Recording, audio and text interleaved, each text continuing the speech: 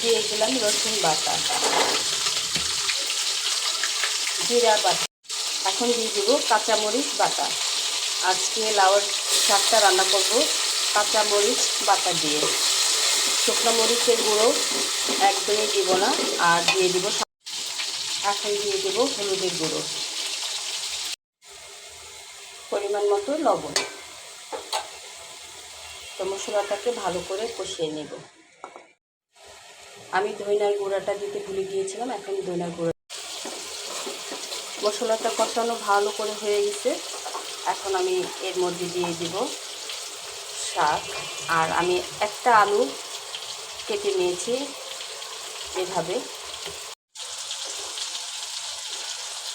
লাউর শাক চিংড়ি মাছ দিয়েও রান্না করলে ভালো লাগে, আবার শিং মাছ দিয়েও রান্না করলে ভালো লাগে।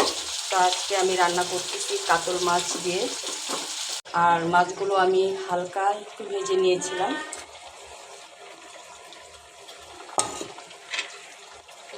তো আমি বড় করে দিইনি, মাছ একটু কেটে ছোট করে দিয়েছি যেন শাকের সাথে ভালো করে মিশে।